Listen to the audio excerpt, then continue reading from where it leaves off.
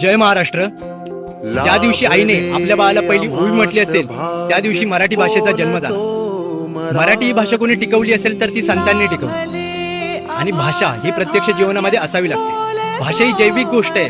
ती बोलल्यामुळे जिवंत राहते, ना की पुस्तकामधून आणि ग्रंथालयामधून जिवंत राहते. आपल्याला आपल्या आई वडिलांनी लहानपणापासून मराठी ही भाषा शिकवली. आपले सण संस्कृती हे आपल्याला मराठी भाषेमुळेच प्राप्त झाले. पण आपल्या आता या महाराष्ट्रामध्ये मुंबईमध्ये ही मराठी भाषा कुठेतरी हरवते असं वाटतंय. तर आपण असं बोलत बसून काही फायदा नाही. तर त्यासाठी काहीतरी बदल घडवावे लागतील, काहीतरी करावे लागेल. तर काय करायला पाहिजे? तर आपल्याला जो कोणी व्यक्ती भेटतो त्याच्याशी आपण मराठीमध्ये संवाद साधला पाहिजे. त्याला मराठी कळो अथवा न कळो, पण आपण आपलं मूळ सोडता कामा नये. कारण मुळामुळेच अख्खं झाड उभं राहतं. ही भाषा महाराजांची भाषा म्हणून ओळखली जाते. आपली भाषा अजूनच समृद्ध, त्यासाठी आपण एकत्र यावं. परप्रांतीय शिकतील खरे, त्यासाठी आपण मराठी व्हावं.